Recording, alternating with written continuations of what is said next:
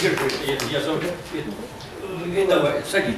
Это потребуется для отчета, да, понятно. Да? Так, ну вот хотел пушкинский поэт Якиев, правильно? Якиев. О, вспомнил Якиев. Как это трудно это. Ну, коротко и ясно. У меня татарская фамилия Якиев. Ну, неважно. У меня был друг Сафар Юсиф Аглы. Ой, как его... Да. Так, коротко и ясно. Много. Я хочу сказать, что я в комсомол вступил в 1964 году, когда мне было 15 лет. Мы тогда жили в городе Львове. Значит, вот. А потом в 1971 году наша семья переехала в Калининград. И я с 1972 по 1977 год учился в нашем университете, который теперь имени Канта.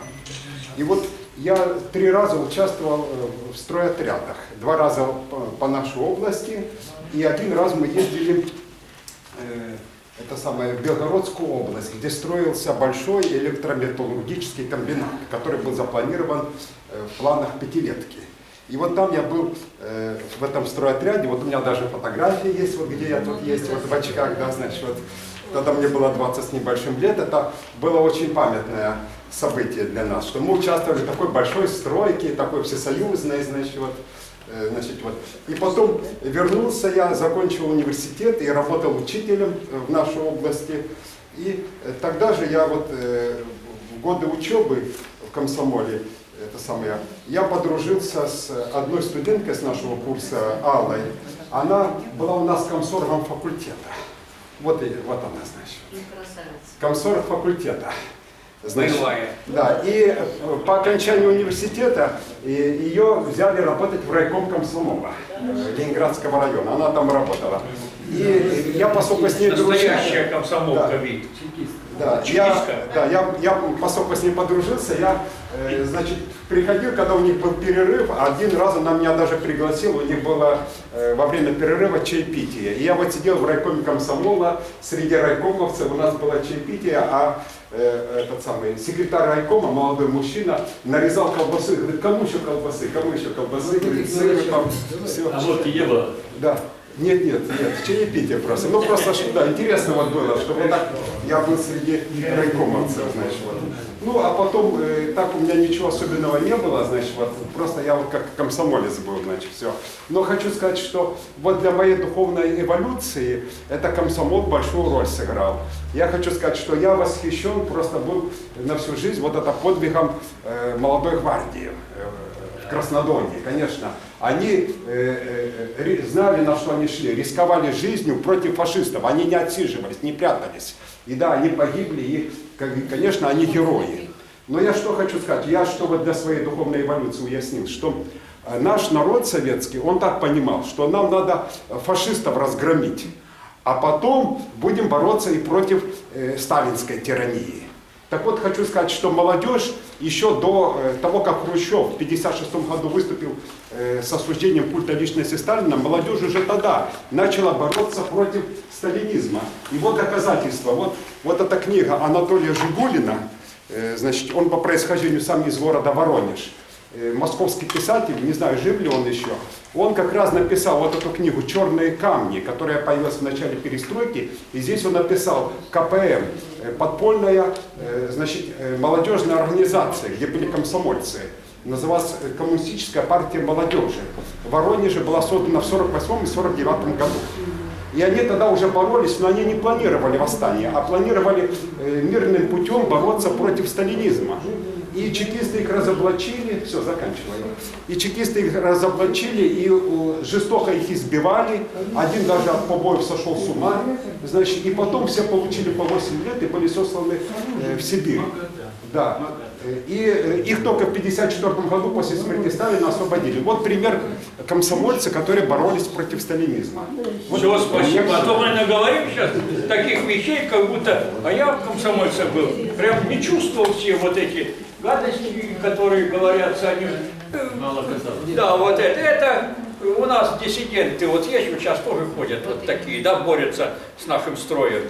Тогда Невзорова не было. Да, вот так. Так, ну, еще время совсем мало, божественная женщина. Вот она, вот коротко ясно, вот она сейчас слишком верит в Бога, в церквях, везде с батюшками встречается. А комсомолкой вы были, Надежда? Была, конечно. А, ну все. Господь Бог благословил. Вы знаете, Так, туда посмотрите, сюда, ближе сюда. когда я вступила в комсомол, да, мне папа сказал: Надечка, вот первый секретарь ЦК ВЛКСМ Мироненко, значит, мы его носим фамилию, моя девичья фамилия Мироненко. Я хотела бы, чтобы ты вела себя так, чтобы не было позорно за нас. Но почему он так сказал, я не знаю. Отец его, Иван Аксенович, Серафим Аксенович, ну, может, это совпадение. Я вот хочу посмотреть интернет и проверить это совпадение. Читаю стихотворение. Вы знаете, у меня есть хороший рассказ «Правда пеннико с небес», но он войдет в сборник, вы почитаете. А сегодня... Тут правильно стихотворение, рассказ долгий очень. Одно. Поскольку у нас есть именинник здесь, да? Да, есть Вадим. Читаем. Я для него стихотворение называется «День рождения». Нам день рождения Бог дает, и этим днем путь жизни намечает. Он нас по жизни правильно ведет, и приходящий мир духовно просвещает. Он нас любит Бог, и дух наш мудростью питает. Он ангелы силы жизни посылает. Бог благодать дает, и все о нас Он знает. Надежду и любовь нас верой укрепляет.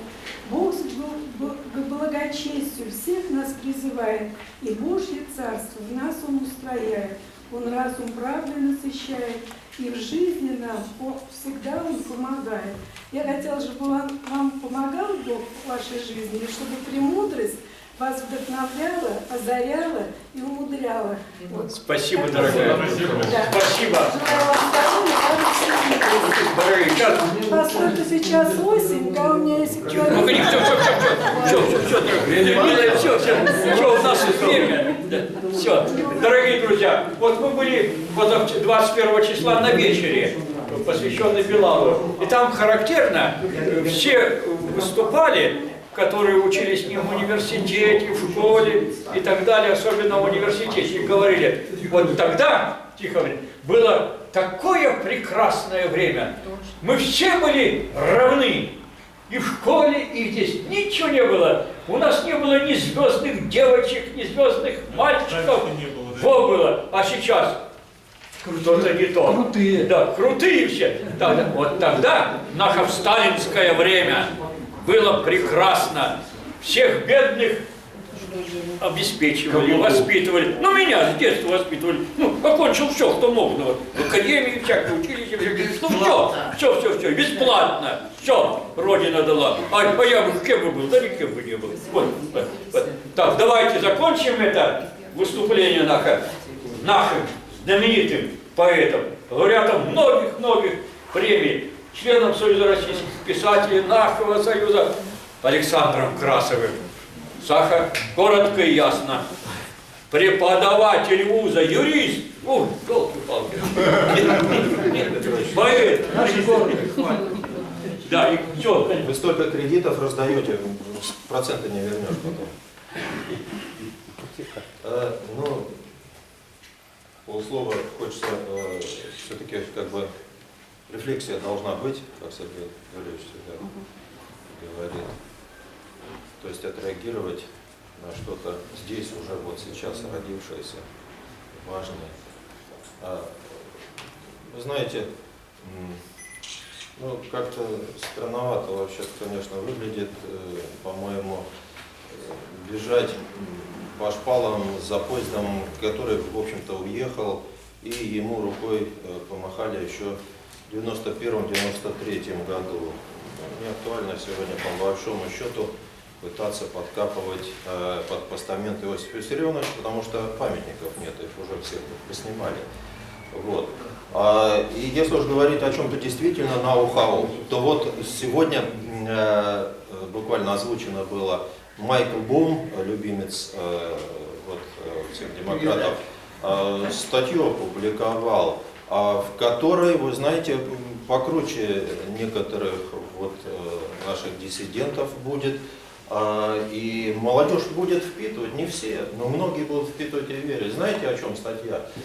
Статья о том, что не только американцы уничтожали индейцев, но вот там был Форт Росс русский, и русские тоже уничтожали индейцев. Понимаете? То есть тут так, то ли он украл шинель, то ли у него, но осадок остался. Вот так вот мы как-то вот все продолжаем на себя вот этот осадок натягивать. Я черную пену этого, знаете, опять же буквально вчерашнее, оригинальный человек, вот наш с вами соотечественник Евгений Сатановский сказал сжато очень, как кетчуп: у России никогда не было союзников. У России нет союзников. У России никогда не будет союзников. Почему? Он не раскрывал, но нам это и так все понятно, мы не в детском садике. Потому что Россия – это цель. Россия – это объект, которым хотят завладеть. Как? А как угодно. При помощи, в первую очередь, я вот, кстати, подумал, вот всего не скажешь, конечно, но полслова еще. Вы знаете, я как подумал, Господи, вот, говорится, храни вот и память, и светлую о наших вот отцах и дедах, которые за нашу жизнь и свободу положили головы. Но с другой стороны, так хочется сказать, предупредить нас самих. Ну да, был нетерпеливый такой Адольф. Ну вот такой нервный и нетерпеливый. А был бы он более терпеливым, как потомки, соответственно, скажем так, вот определенных лиц, они бы поняли, ни снарядами, ни пулями надо. Мозги выковыривать надо потихонечку и терпеливо. И в связи с этим вот что. Хорошие дети, как правило, можно не ошибиться и сказать, что большинство своих добрых и хороших качеств они заимствовали у родителей. То есть мы не говорим там о каких-то там отклонениях, там что-то похвалению, но вот хороший, это, как правило, ты можешь не ошибиться. Да, в него перешло, в него вложили. Поэтому вот сегодняшняя наша тема, мы говорим о ребенке, мы говорим о комсомоле. Но этот хороший ребенок, он как бы собой показывает и доказывает. Родители-то были неплохие. Отец-то, который Октябрь, он-то, очевидно, тоже не мог плохого ребенка родить. Но, опять же, это вот, к слову, вот для нас, иногда любящих что-то поковыряться, найти какую-то болячку в истории. Там уже, по-моему, вообще наша история нашей страны из одних болячек состоит, потому что мы все ковыряем и ковыряем. В отличие от англосаксов, от германцев, там все нормально. Вот. И в связи с этим, вот мысль какая. Знаете, мне кажется, вот в связи с сегодняшней тематикой камина, мы гораздо пушистее правительства и руководства нашего, потому что правительство согласилось объявить следующий 2017 год годом столетия революции. Вопрос, конечно, возникает, какой, перемоловший белые кости монархистов, торгующий февральской или собственной кровью, соединивший и связавший порванную на куски Россию рабочей Октябрьской, это вопрос. И средства массовой информации, которые от нас точно не зависят, они в следующий год раскроют нам глаза и дадут правильный ответ на этот вопрос. Правильный ответ на этот вопрос. Мечта торгового мира, отсроченная октябрем, наконец-то сбылась. Сегодня куплено все. Тела непослушных души упорствующих, понятие о преступлении, о грехе. Дозволено все. Буквально живые факты сегодняшнего, вот сутки еще не прошли. Мажорные золотые, так сказать, дети на немыслимо дорогих автомобилях, ладно, там просто гоняют, давят людей, и за это ничего. Но, как говорится, у богатых свои причуды, можно, в принципе, ладно. Но дело в том, что сегодня я не смог смотреть, перед тем, как вот пауза была на работе, я понял, о чем речь, я выключил, я не смог это не смотреть, не слушать. Девочки, еще подростки, у живых созданий Бога, у живых, вырезают сердце, внутренности. Подождите, вам же Создатель дал инстинкт хранить жизнь, лелеять детей, природу, матушку землю. То есть это я о чем? А я вот о чем. Если продолжать верить Священному Писанию, то судить надо не по словам, а по делам. И результат, как в тех рекламах 90-х лет, нам налицо. А результат этот сегодня еще в возрасте подростковом, но завтра он вырастет. И завтра он будет управлять нашим государством и нашей страной. Можно сказать, единичный случай. Сидели специалисты в студии, говорили, сотни и тысячи таких случаев у нас по России. Просто мы об этом не знаем, потому что средства масс-медиа от нас не зависят вообще никак. В связи с этим просто две мысли хотел донести. Это медицинский факт. Я его не оспариваю. Какой факт? Факт тот, что как общество еще вчера единое в нашей стране, на сегодняшний день оно кастовое. Есть высшая каста, неприкасаемая. Рыночная. И есть остальные, низшая каста. Я еще раз говорю, я это не оспариваю, я не призываю там к чему-то, я констатирую медицинский факт. И в связи с этим просто две мысли. Мысль первая.